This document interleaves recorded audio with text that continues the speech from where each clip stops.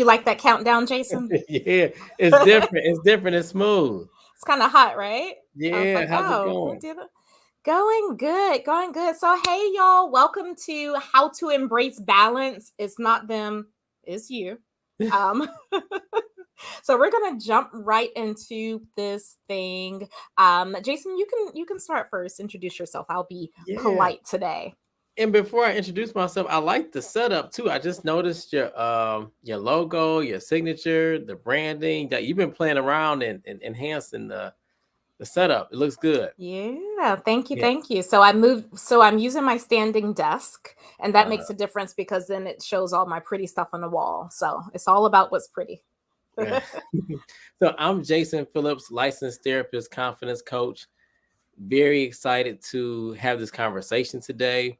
I work with high achieving men, helping them achieve balance and really enhance their personal and professional lives through confidence.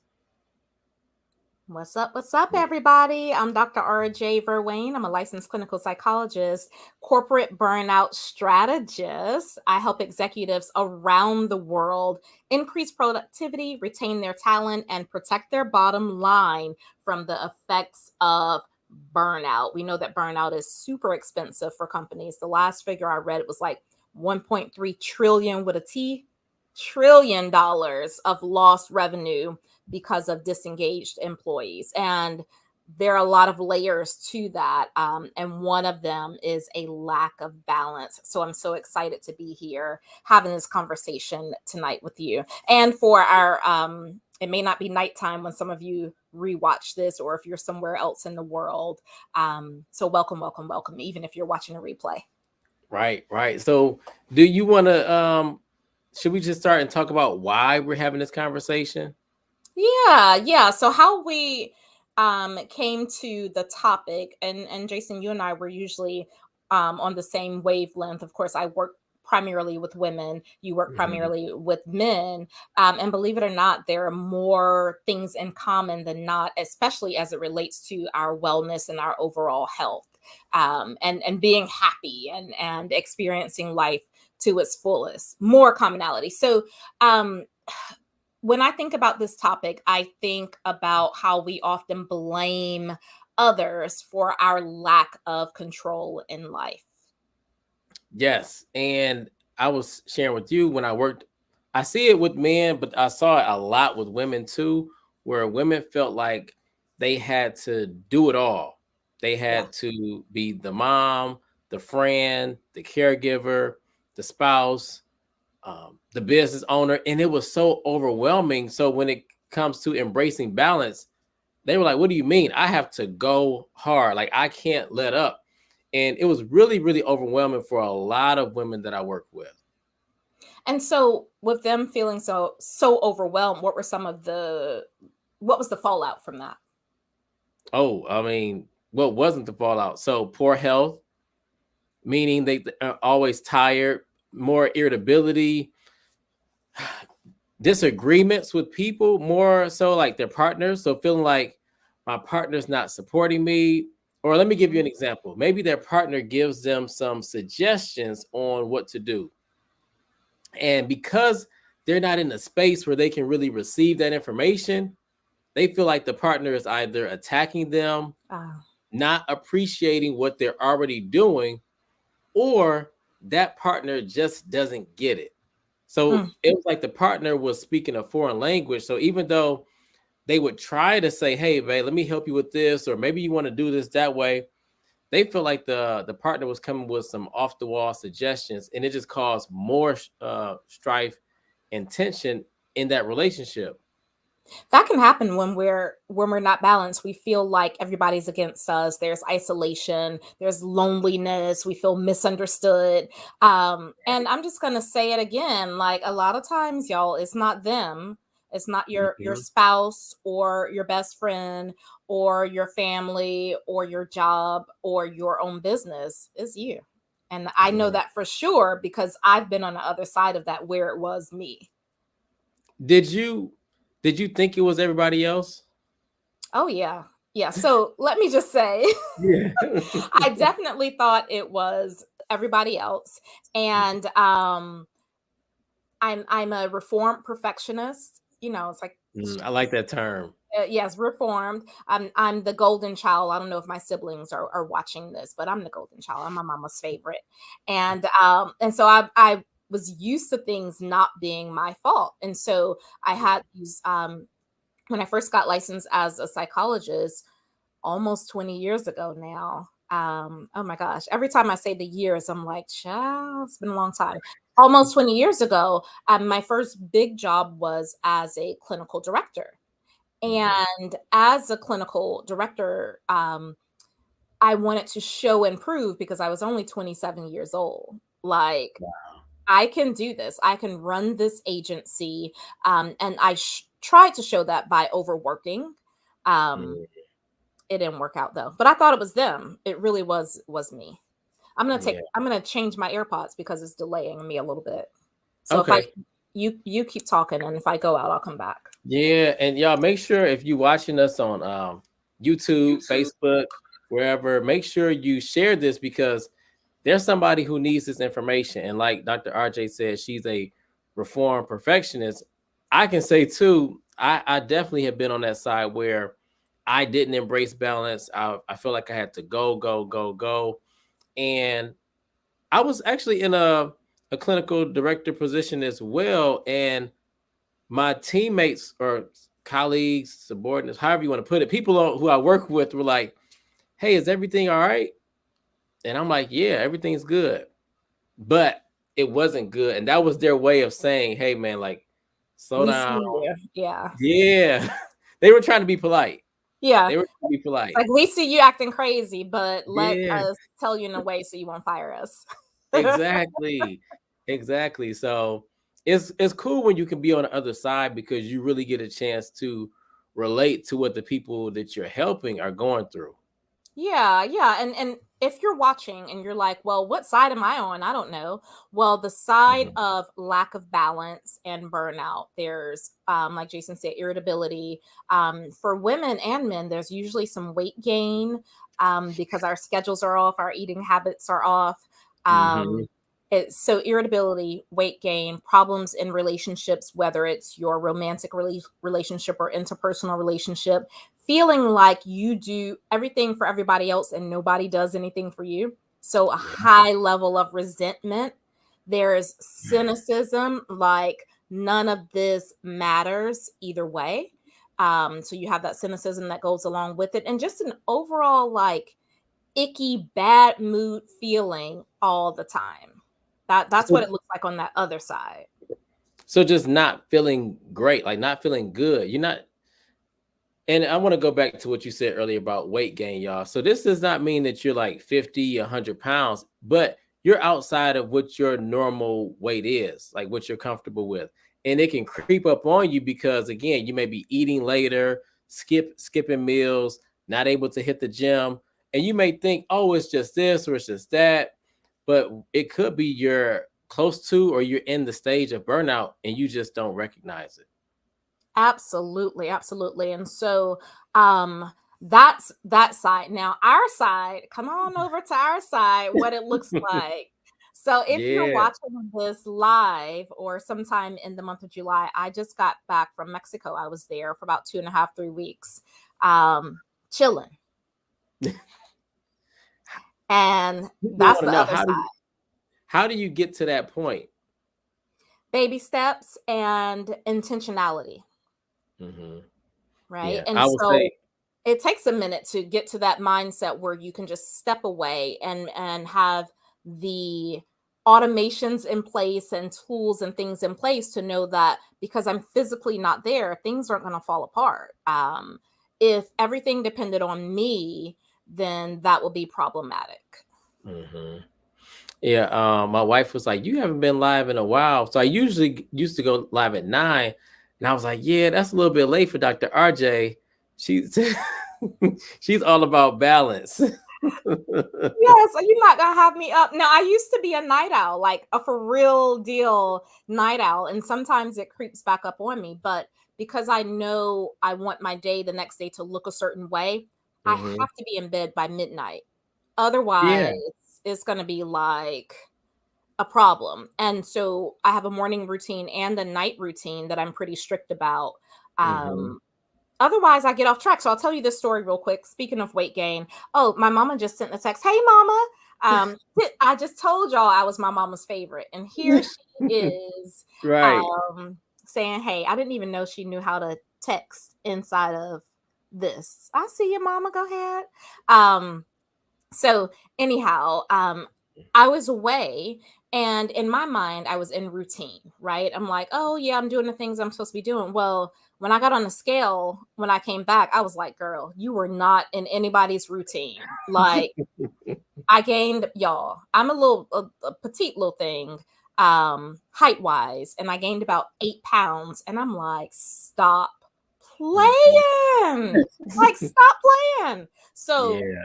routines are so important. And now I have to like drink water and mind my business for like 5 weeks in a row before I get back to normal, just from being out of routine. So anyhow, But I'm gonna say the same. I was in Atlanta twice over the past month, yeah.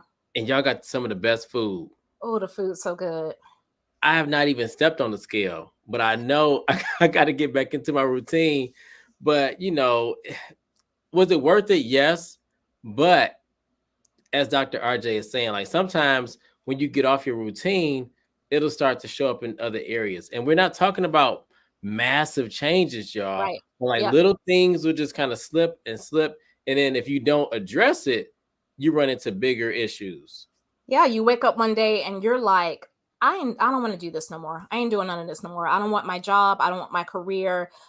I don't Hmm. want to do any of this, because those small instances of a lack of balance have crept up. So tell me about one or two of your clients who have experienced a lack of balance. Like, tell me their stories. What do they look like? Not look like physically, but you know what I mean. Right, right, yeah. So the first time I really became aware like that this could happen, especially like I said, I used to work with lots of women. um I was working with a mom. She was a single parent. She's about 30, 32, 33, and she's taking care of her mom, she's taking care of her son, she's working, she's trying to do a whole lot, but she's feeling really anxious, really stressed. I can't take a break. I want to make more, but I don't have time to go back to school. I don't have time to get these professional certifications. Like time was just, she felt like she didn't have it. Hmm. So of course, we're in counseling, we're in therapy, we're working on some things, but it wasn't until this was earlier in my career, I sought out supervision, which you have to have somebody else to keep you in check with what you're doing. Absolutely. And my supervisor said to me, he said, she's a great mom, she's a great partner, all of these things, but she's not a good person to herself. Hmm. I was Wait, like, wait, wait, wait. Say that again. Like, I was run right. that back. Run that back. He said she's not a good person to herself. I'm like, what? I had never heard that put in a concept like that. So it was foreign to me, but it made perfect sense. Yeah. She was taking care of everybody. She was doing the most for her family, for her kids, but not for her. Yep. Yeah. And that was most important, right? She was not putting her own mask on, as they say in the airplane.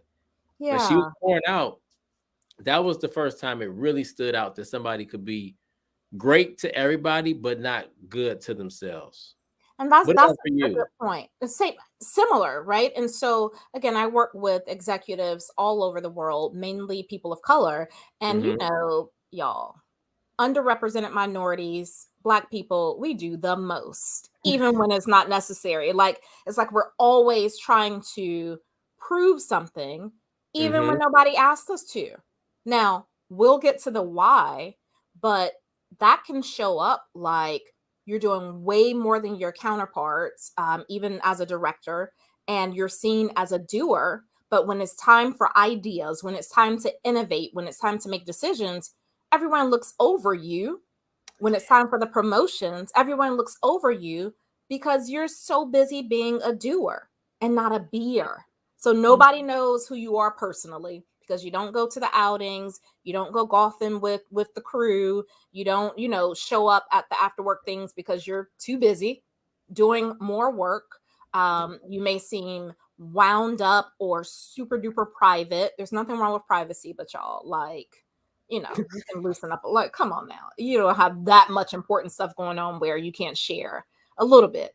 Anyhow, and it comes across as I'm unappreciated, I'm underpaid, Mhm. undervalued, and maybe I shouldn't even be here. So it brings along that imposter syndrome stuff that The, we see so often. the I don't belong. Yep, yep. Yeah. Uh, so I'll give you another example of how it shows up. When I'm working with my brothers, they just feel like they can't let off the gas, Yeah. particularly because they feel like I have to have it all together on the professional side because my wife needs me, my kids need me, or if they're dating, they feel like they have to. So if they're not married yet, but they want to be in a relationship, they feel like, well, if I'm not crushing it in all these areas, then who am I? Like their Yep. professional identity is tied to who they are as a person. And that becomes problematic because they're doing the most at the job, but they're not happy, they're stressed out, they're not taking care of their health. And typically by the time we talk, there's a lot of corporate trauma that they've endured because of all of this burnout. Absolutely. Absolutely. And I think we can all um probably all relate to, we're putting our all in everywhere else except for in ourselves, into ourselves, Mhm. but nobody's winning like that. And so No. for some reason we've gotten an idea that taking care of ourselves is selfish.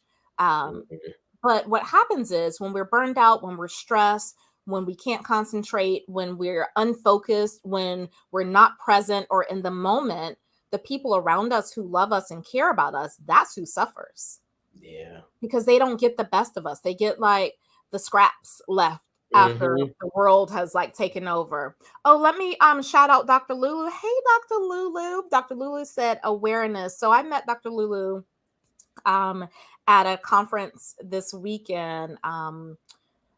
It was an amazing conference. So shout out to Dr. Lulu. Her energy is the best ever. I'm like reserved. And so we Yeah. sat near each other. So I'm like, okay, Dr. Lulu, her energy is just everything. So hey, thank you for joining. So let's get to we got kind of to the what it looks like. Hmm. Um, Now what? What if someone identifies themselves in what we're saying? Now what? Like, how does it go from burnout to being able to actually embrace balance in a Mm. way that we can control it? What are your suggestions? So the first thing I would do is ask yourself, where is this narrative coming from? A lot of times it's rooted in trauma. Not all Yeah, the time, but a lot of times it is. And brothers don't even recognize that that's where it's coming from. So the need to grind and go and go and go, is it stemming from you not having when you were younger? Were you dissed because you didn't have the right, the gear, the clothes? So now you feel like you have to make up for it. But I would ask yourself, where is this mindset coming from that I can't take a break? so And let go me ahead. jump in, Jason, because Dr. Go. Lulu trying to call us out.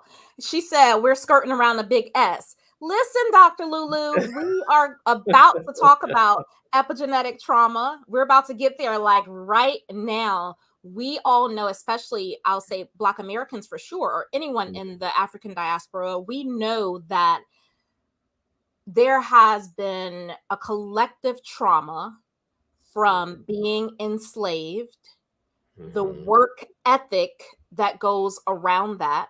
And then for Black people in America, the Protestant work ethic, which I got my own opinion, but my mama up here, so I ain't gonna say nothing about church.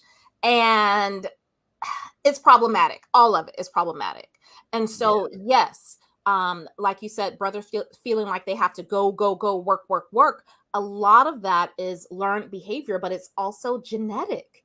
But the Mhm. thing about epigenetics is that It's the part of the genes that can be changed. It's not a fixed part of our DNA, right? It's something that can be changed. So this generation can change the next generation and the next generation and the next generation. And so this isn't just about getting nails done and getting your lashes done and going to the Mhm. gym or going on vacation. This is about the survival of our kids and their kids and their kids' kids.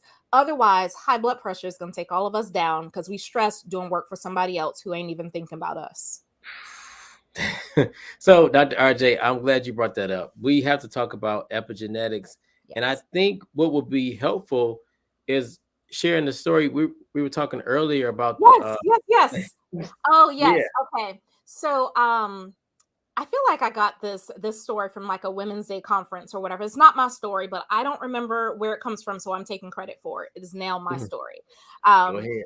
so there were four generations of women in the kitchen cooking, preparing for Thanksgiving, and the ham was in a pan and it was sliced. The back part of the ham was sliced off. The ham was just in the pan. And Mhm. so there's a great grandmother, a grandmother, a mother, and a grandchild. The grandchild is around 7 or 8 years old. And she asked her mom, why do we cut the back of the ham off? Right? Like, why'd you cut the back of the ham off? And she says, because your grandmother did it. And Mhm. so grandma, she asked grandma, why did you cut the back of the ham off? And she's like, because your great grandmother did it. Right. And great grandmother, so she asked the great grandmother, kids are like super curious. She says, well, great grandmother, why did you cut the back of the ham off? And the great grandmother says, because we didn't have pans big enough. Mm. And so we have all of these generations of repeating behaviors, and we don't even understand why we're doing it. We don't ask the questions, we don't have the conversations, because although it may be a good, productive, um, high quality value or whatever to pass on, it can also be maladaptive. It can also be we're just doing something that other generations need to do, which no longer serves us. And we can Yeah. get into examples of that for sure. And I think the reason why that story resonates so much with changing our trajectory is because now your great grandmother can say, hey, I did this because of lack, but we're not lacking anymore. So we can change the narrative of how we cook the ham and or how we live our lives. And when it comes from someone who the matriarch of the family who's highly respected, now you can do something different, Yep. not feel guilty about it, not feeling like you're going against the grain, but now actually this is a positive change that's embraced.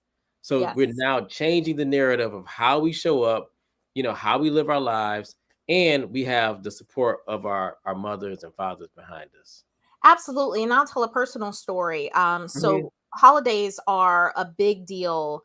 Were a big deal when I was growing up. They're still a very big deal, especially Thanksgiving and Christmas. And I remember on Christmas having a whole bunch of toys, stuff under the trees. But I also remember Mama being super stressed out, like Mhm. from having to get all of that stuff.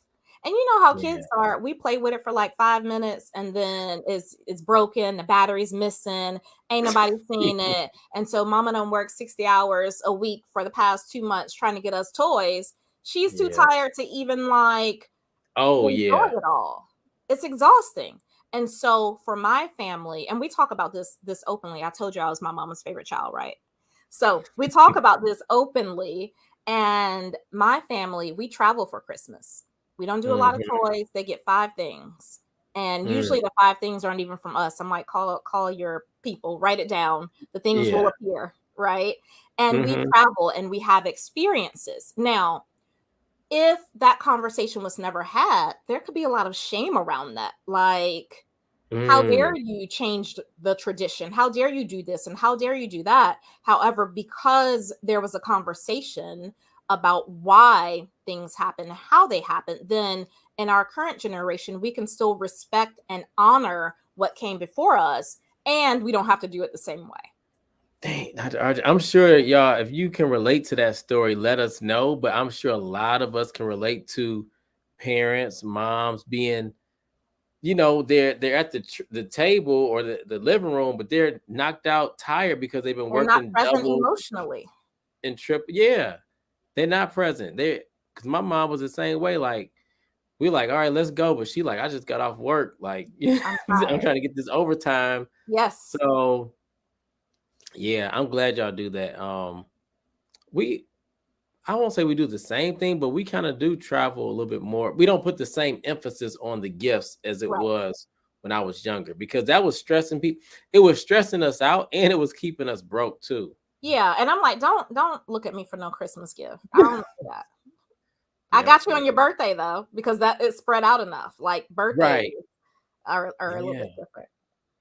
Yeah. So that's one way, y'all. Think about where this narrative is coming from that we have to do the most, we have to perform higher, we have to overwork ourselves.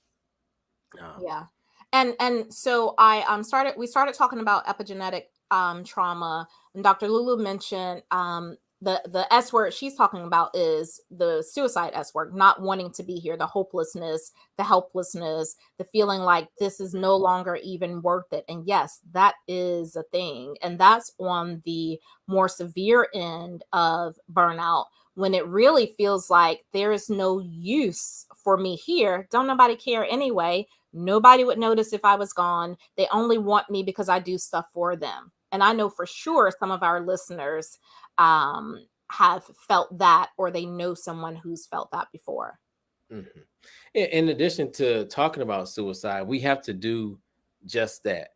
Like if you're experiencing thoughts of hurting yourself, thoughts of not wanting to be here, we have to have these conversations with people who we can trust, people who love us, people who we Yeah. love, to really normalize, hey, how can I support you? Or if I need support, how can I get the support? But when we don't talk about it, it still becomes really hush hush.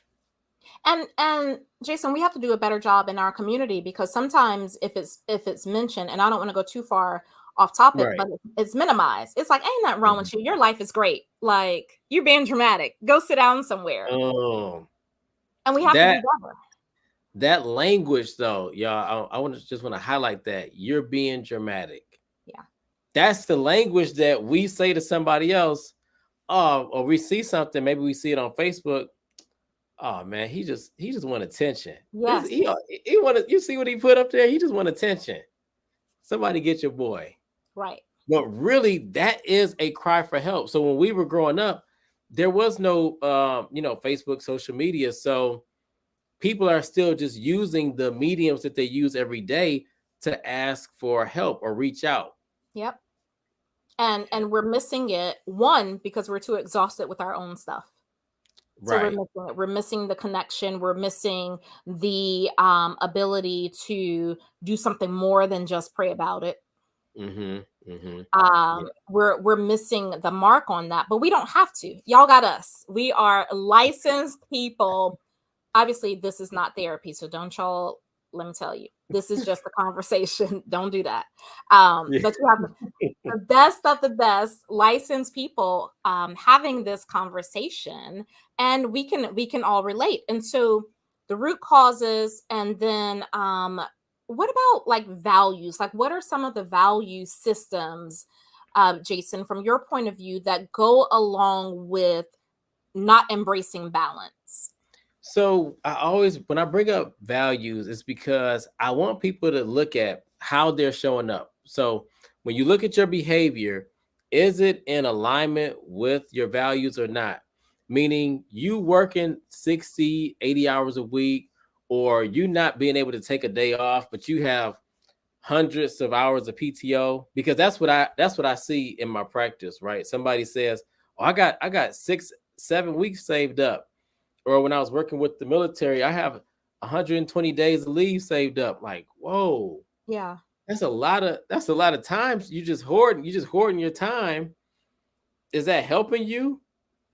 Is this in alliance with which, or in alignment with what you or how you want to show up? Meaning, when you say you value your faith, you value your health, Yeah. you value your family, by you having 5, 6, 8 weeks of PTO, I'm not saying you need to be to the point where you don't have any, you're just using it, and what do they call it? You earn and burn it. Yeah. I'm not saying you need to do that, but what I am saying, ask yourself, are my behaviors in alignment with my values? So if I say I value, like you value family, you value personal time, so you have a cutoff when you show up for your clients, Yep. responding to emails, because you value those other things, right? We talked earlier. You said, "Hey, I'm doing X, Y, Z with my family, so at this time, I'm shutting it down." Yep. Ask yourself, what are your core values? Because they do change over time, but are you actually showing up and respecting those values? So one way, if you don't know what your core values are, pull out your Mhm. bank statement for the past 6 months, and that'll tell you what you value. Mm. You can also, I love that, because where you spending your money. Yeah. And I know I don't want to get too far ahead, but look at where you're spending your time. Because if you say you value, oh, I value my kids, but you're picking up shifts all the time. Or when you're with your kids, let's go there. If you're with your kids, but you're constantly on your Yep. phone the whole time Yeah. because you feel like you're gonna miss something, what do you value? Do you value responding to your team, or do you value that connection with your kids? Because you can't just make it up with money. Right. Absolutely. And the whole, it's not them, it's you. It's time for us to take accountability for these things. And so, y'all, we're not like pointing our fingers. We are Mm-mm, helping you so you don't have to go through the same things that we went through in earlier career with mm, balancing. So a lot of us have done the hard work already. We're telling you, you are enough just as you are. You are amazing already. You are fearfully and wonderfully made. So show mm. up as that person. Show up like that. And when you do that, everything else, of course, with work, not overworking, everything else will fall in place. And so I like what you said, Jason, about balance and where you spend your time. So another way that Mhm. you can get on the other side of this lack of balance is to have what I call a personal board of directors. Fancy, right? I love it. And I actually have my personal board of directors here with me. If I can share, I'll share it here. It's my calendar. Boom. And yes, yes, I still use an old school calendar. I use an electronic calendar mainly for my team and for my family. So they'll know where I am and what's going on. But for me, I use an old school calendar because that allows me to color code, Mm. and I can project or predict before it happens where I'm spending too much time. Can you break that down a little bit? Because that sounds Yeah. really sweet. It does. Yeah. And so I actually have 10 categories. This comes from positive psychology. I have 10 categories. You don't have to have that many. You can do home life, work life, physical health, financial health, um, spiritual health, just five. Mhm. So, home life, work life, physical health, spiritual health, financial health. You can do those five. And when you plan your calendar, color code it. So, how much like family time is it? Is your family time in blue? And you can just visually see it ain't no blue on my calendar next month. Like I'm Oh, tripping, okay. right? Okay. The green, now for me, I use green for money, and I my calendars are filled with green. So I have to go back and be like, girl, like, take them kids to the movies, stop playing. Like, I literally Mm. have to talk to myself like that because I love work. And so I have to do a constant evaluation and reassessment so that I can be balanced. Now, a lot of people are out here talking about work life balance isn't possible. Oh, well, it's a work life flow or it's a work life. So these like fancy words, it is very possible. I do it every day. I will say this, and we're gonna get back to strategies. Talking to a corporate burnout strategist is very helpful because you can see, like, I can get tips from you, even just in our conversations and how we show up. Like, oh, okay, this is cool. I can do this. And it helps keep me accountable. So I can only imagine the payoff that people have when they actually work with you on, on a personal level. Thank you for that. And let me just brush my shoulders off a little bit because my clients come in all stressed out and a mess, and by the time they leave me in 8 weeks, their stress levels have reduced by 50% or more, and the data proves that over and over and over and over and over again. Now, for those, and I realize that all of you will not be my client. That's okay. Like, Mhm. my clients are meant to be my clients, but we still want to give you tips that you can use. We want to give you actionable items that you can take away. We want to make sure we're still pouring into you, whether or not you're seeing us on an individual or group or corporate basis. And so using your calendar and color coding it is a strategy that works. I use it all the time. I like the color code again because you can have a visual. Now, in order to Mhm. do that, you have to do it a month in advance so that you can tweak and make some changes if you need to. And so that's one way. Don't make any decisions without consulting your personal board of directors, which should be your calendar. I know we got another strategy to share, but I want to say that I can see how using the calendar that way will help, because one, you have to plan ahead, so you can't Yeah. just be winging it. Yep. And because it's color coded, it's physical. When you think about a digital calendar, I mean, yeah, some things you can highlight, like Outlook. I don't know about Gmail, but Gmail, I think you can do colors, but it's not the same as it's writing it down. yeah. So all right, I'm gonna stop there. But that's dope. I like that. I can't wait to hear how it works for you when you use it. You like there's Yeah. so many different ways and you can make your own categories. But I also, if you're making your own categories though, when I think about wellness, from a Mhm. psychological perspective, wellness has three components: your mind, your body, and your spirit. And those three can't function individually. It's all intertwined. And so make sure when you're doing your categories that you're looking at your mind, your body, and your spirit, because you can make multiple seven figures, but if you haven't exercise in 3 months and you go to that doctor and they're like your money can't save you. I mean, I don't think y'all. I hope y'all caught that. Money cannot You save cannot you. buy back a new heart, or a new arteries, a new A1C. Like, you can't pay for that. You have to put in the work. And I think this leads us to the our last one, as far as like saying no. Yes, yes, yes. Yeah. Whew, so that's my favorite. Like, I no is my default setting. Like, it's my go-to.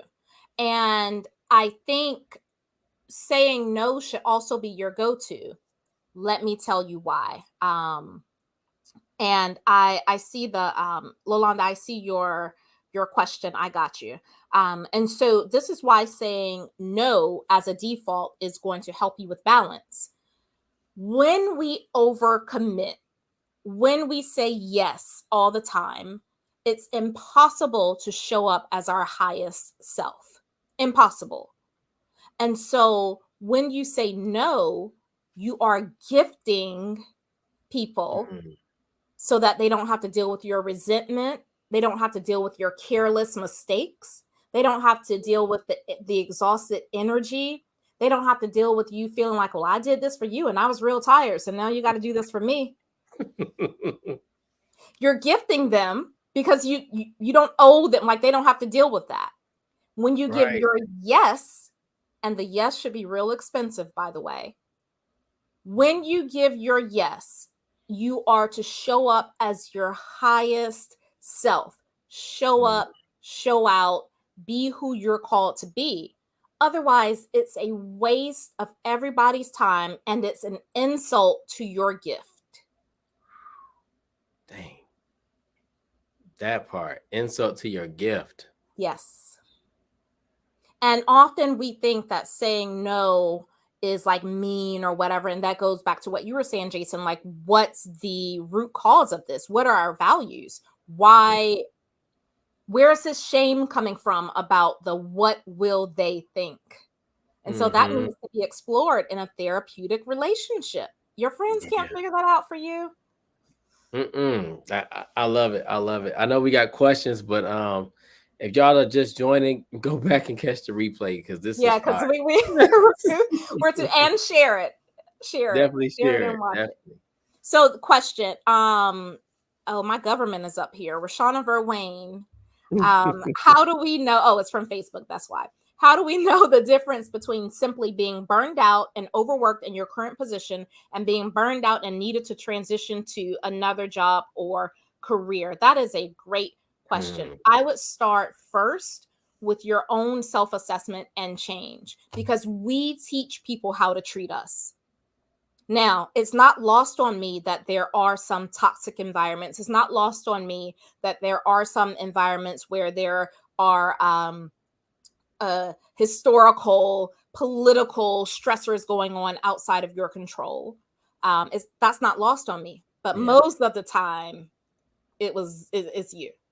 And so I say, pick three small things you can do every single day and then see if you feel better after doing those three things. Remember, you teach people how to treat you, and it takes time. Now, I'll give you a quick three things. Like we talked about the saying no, practice saying no, use your calendar, and then work with the therapist and explore the root cause of all of these things. And then you can make a decision on what to do about your job or career. Because I'll tell you this, I was a clinical director twice, Mm.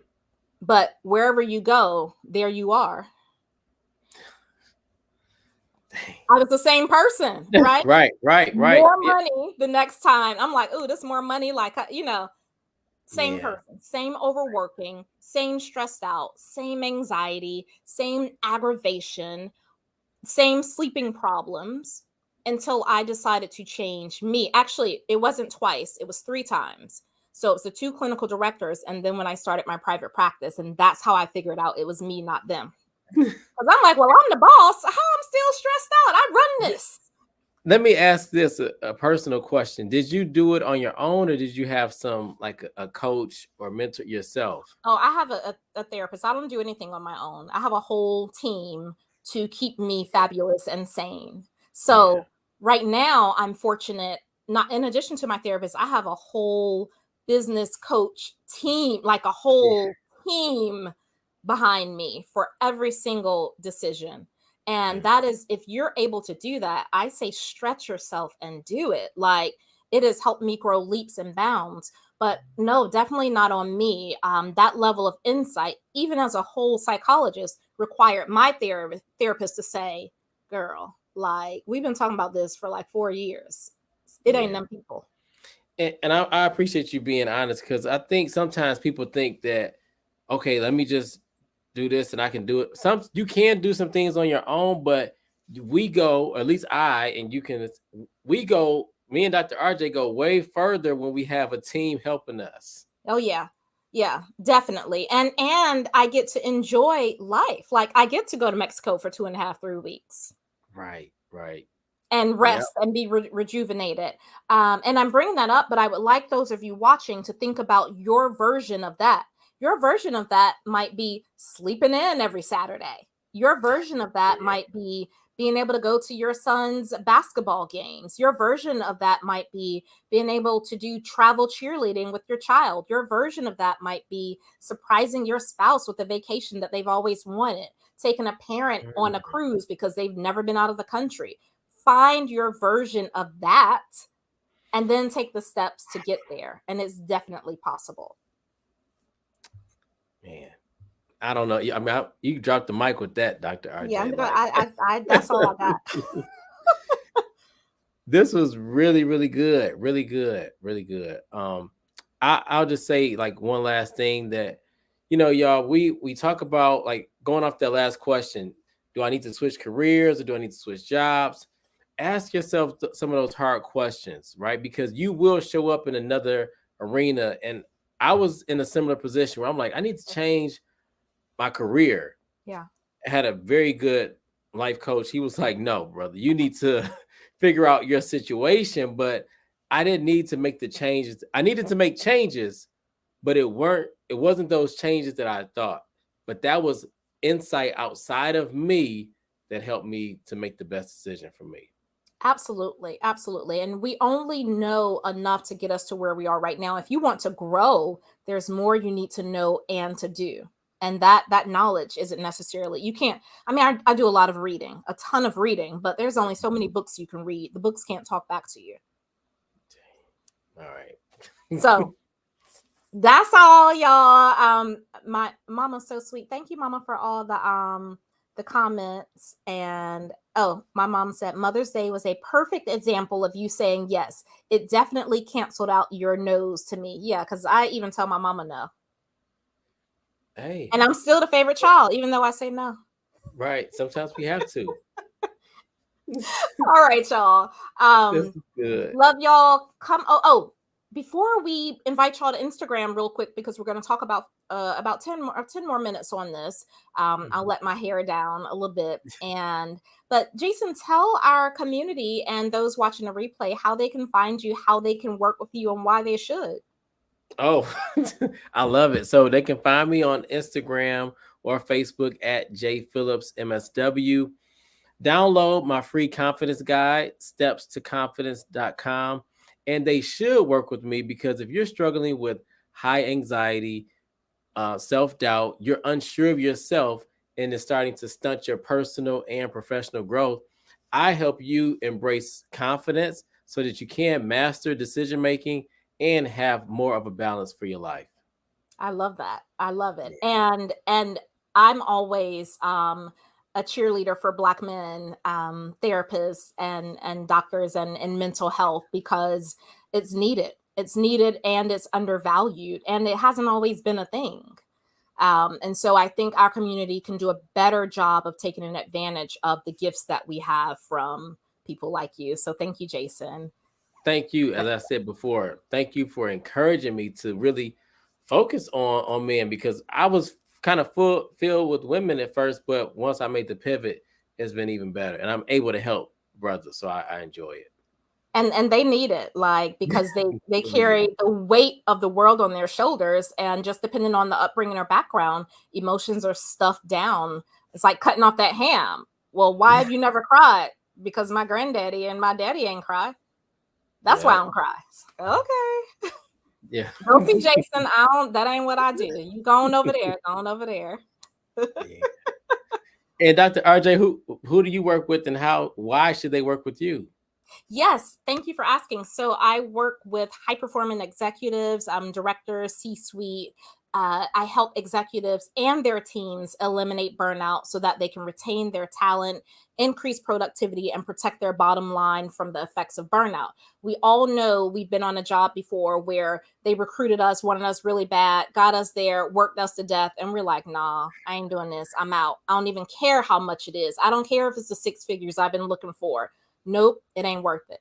And we want to prevent that, right? We want to prevent companies missing out on talent that they've paid so much money to get for a few small things that can be tweaked on a regular basis. Something as small as having a day where there are no emails.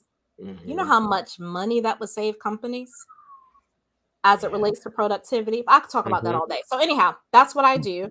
And I love what I do. You can find me on Instagram at Ask Dr. RJ, obviously on YouTube, and all the other platforms. So join my community. If you liked what we talked about today, just go to askdrrj.work. Even if you're not like, oh, I don't need that, Dr. RJ, that's okay. There are some things that you will need as far as tips, strategies, all free information. So join my community and bring a friend. You can just go to askdrrj.work. Sweet. All right. Thank you. Bye, y'all. We're headed over to Instagram right now. So go to Jason's at jphillipsmsw. We're going live. Bye.